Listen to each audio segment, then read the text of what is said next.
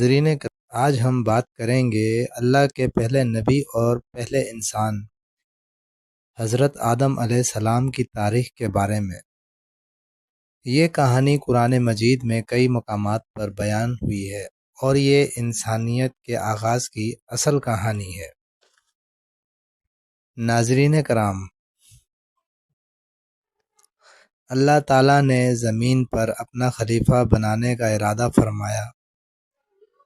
فرشتوں سے کہا، میں زمین پر اپنا خلیفہ بنانے والا ہوں۔ فرشتوں نے عرض کیا، اے ہمارے رب، کیا آپ ایسے کو پیدا کریں گے جو زمین میں فساد کرے گا اور خون بہائے گا؟ حالانکہ ہم تو تیری تسبیح اور پاکیزگی بیان کرتے ہیں۔ اللہ تعالیٰ نے فرمایا، میں وہ جانتا ہوں جو تم نہیں جانتے۔ ناظرین کرام، اس کے بعد اللہ تعالیٰ نے مٹی سے حضرت آدم علیہ السلام کا پیکر بنایا، پھر اپنی روح پھونکی اور یوں پہلا انسان وجود میں آیا۔ اللہ نے حضرت آدم علیہ السلام کو علم عطا فرمایا۔ قرآن میں آیا ہے کہ اللہ نے آدم کو تمام اشیاء کے نام سکھا دیے۔ جب فرشتوں سے پوچھا گیا تو وہ جواب نہ دے سکے، تب اللہ نے فرمایا، میں وہ جانتا ہوں جو تم ظاہر کرتے ہو اور تم چھپاتے ہو۔ ناظرین کرام، اللہ تعالیٰ نے حکم دیا کہ سب فرشتے حضرت آدم علیہ السلام کو سجدہ کریں۔ سب نے سجدہ کیا مگر ابلیس نے انکار کر دیا۔ اس نے تکبر کرتے ہوئے کہا، میں آگ سے بنا ہوں اور یہ مٹی سے۔ اللہ نے اسے جنت سے نکال دیا اور اس پر لعنت کی۔ ابلیس نے کہا کہ میں انسانوں کو بہکاؤں گا۔ اللہ تعالیٰ نے فرمایا، میرے بندوں پر تیرا کوئی زور نہ چلے گا سوائے ان کے جو گمراہ ہوں گے۔ ناظرین کرام، اللہ تعالیٰ نے حضرت آدم اور حضرت حوا علیہ السلام کو جنت میں آباد کیا، انہیں بے شمار نعمتیں عطا کیں اور فرمایا کہ اس جنت میں جہاں چاہو کھاؤ پیو، مگر ایک خاص درخت کے قریب نہ جانا۔ لیکن شیطان نے دھوکہ دیا اور کہا کہ اگر تم اس درخت کا پھل کھا لو گے تو ہمیشہ جنت میں رہو گے۔ حضرت آدم علیہ السلام اور حضرت حوا سے لرزش ہوئی اور انہوں نے درخت کا پھل کھا لیا۔ ناظرین کرام، جیسے ہی یہ کام ہوا ان کے ستر کھل گئے اور انہوں نے درخت کے پتے اپنے اوپر ڈالنا شروع کر دیے۔ اللہ نے انہیں تنبیہ فرمائی اور دنیا میں بھیجنے کا فیصلہ کیا، لیکن ساتھ ہی یہ دعا بھی سکھا دی۔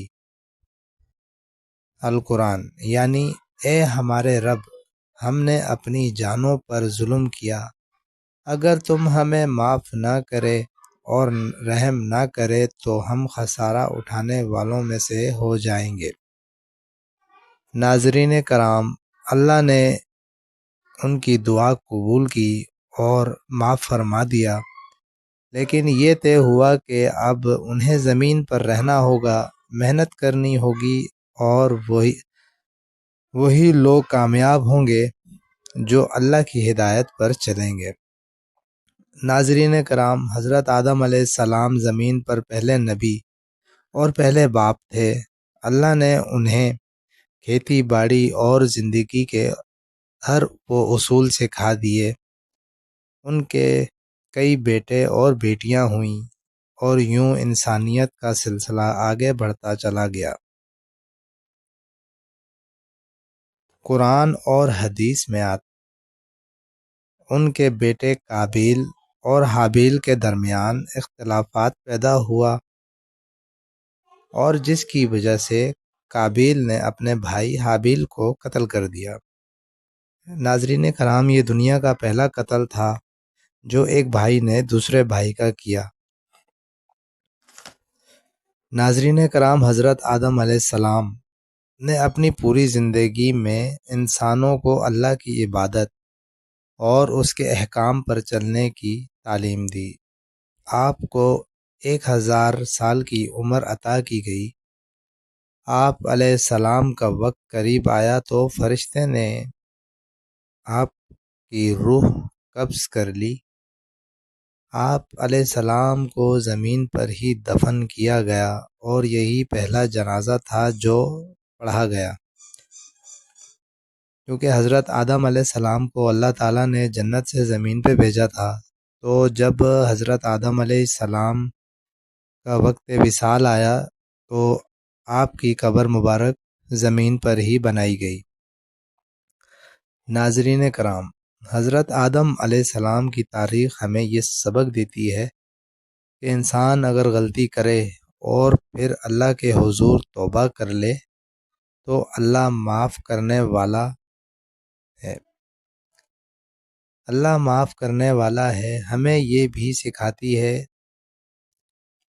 کہ غرور تکبر انسان کو شیطان کے راستے پر لے جاتا ہے۔ ناظرین کرام، انسان کو ہمیشہ شیطان کے راستے سے دور رہنا چاہیے اور کبھی بھی غرور اور تکبر سے کام نہیں لینا چاہیے۔ اصل کامیابی اللہ کی اطاعت اور عاجزی میں ہی ہے۔ ناظرین کرام، آج ہم نے حضرت آدم علیہ السلام کی تاریخ پر آپ کو ایک مختصر سی کہانی اور ہسٹری سنائی۔ انشاءاللہ ہم اپنے اگلے ایپیسوڈ میں آپ کو دیگر انبیاء کرام کی کہانی اور ان کی زندگی کے متعلق بتائیں گے۔ ہمارے چینل کو لائک کریں، سبسکرائب کریں اور شیئر ضرور کریں۔ جزاک اللہ خیر۔